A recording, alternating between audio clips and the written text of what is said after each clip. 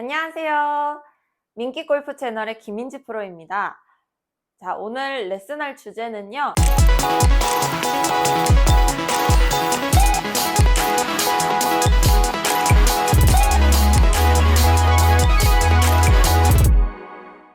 우리 왼손에 어떤 방향으로 가야 스트레이트를 보낼 수 있고 슬라이스가 유발이 되고 훅이 유발이 되는지 조금 설명을 드리려고 하는데요. 제 생각이 완벽히 맞지는 않습니다. 그렇지만 여러분들한테 조금의 팁을 드리는 느낌이니까 딥하게 들어가지 마시고 내가 정보만 좀 알고 있으면 좋겠구나 라고 좀 생각해 주시면 좋을 것 같아요.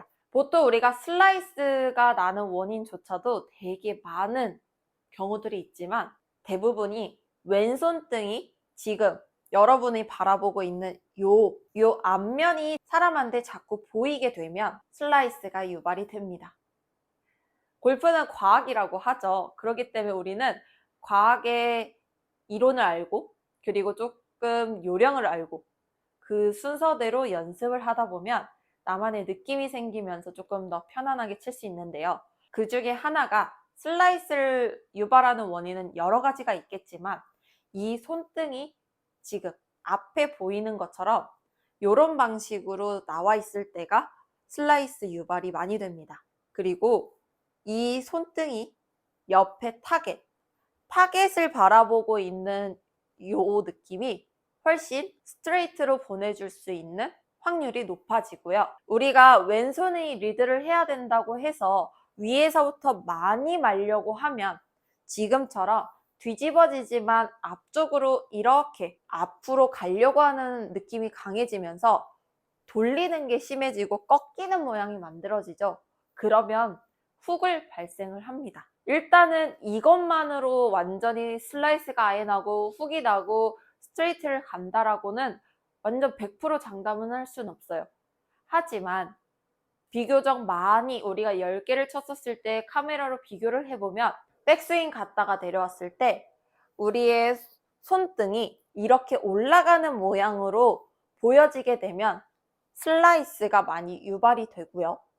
그리고 이 손등이 백스윙 갔다가 타겟으로 왔을 때는 훨씬 이 어깨 모양이 우측에 남아있기 때문에 스트레이트로 보내줄 가능성이 높습니다.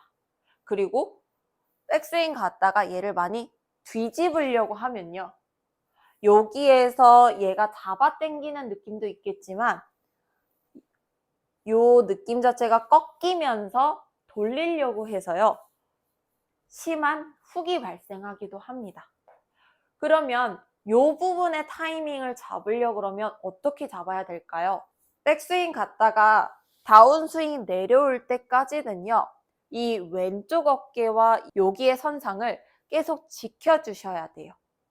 그리고 나서 이 왼손등이 왼쪽이 되게 부드럽게 아래로 내려오면서 타이밍을 잡아주려고 연습을 하셔야 됩니다. 우리가 쉽게 생각해서 인투인이라고 하는 궤도가 가장 이상적인 궤도죠. 그 모양 자체가 우양우를 하고 인으로 들어갔어요. 그리고 다음에 내려올 때 가운데에서 타이밍 잡고 다시 안으로 들어가 주면 인투인이 되는데요.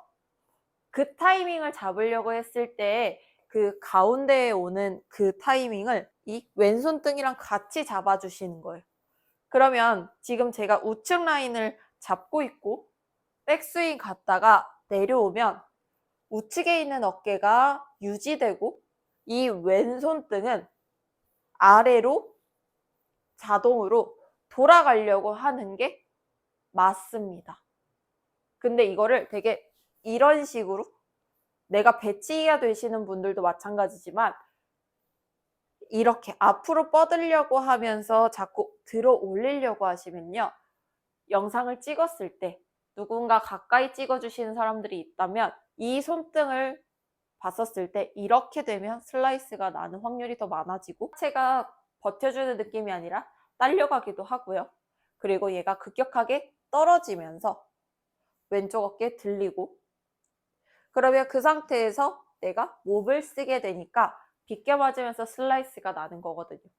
그러니까 여러 가지의 원인들이 있겠지만 단순하게 생각해서 왼손이 리드를 한다라고 했을 때 요 타이밍을 만들어 주려고 하면 조금 더 치는 게 좀 쉬워지겠죠. 모든 동작은요, 회전이 동반되지 않으면 안 돼요. 근데 이 모양만 연습한다고 해서 지금 서 있는 상태에서 저는 이 모양을 해도 내가 회전은 해야 된다라는 동반적인 생각이 있는데, 보통 이것만 하다가 그대로 그러면 갔다가 이렇게만 내려오면 되죠? 하시는 분들은 내가 아래로 여기 공에 있는 바닥으로 내려 꽂으려고 하는 느낌이 강해지신단 말이에요. 그러면 아무리 내가 왼손을 리드를 하려고 해도 힘들어져요. 그렇기 때문에 우리가 교정을 하든 혼자서 연습을 하든 회전은 기본적인 동반이 돼야 되는 1순위고요.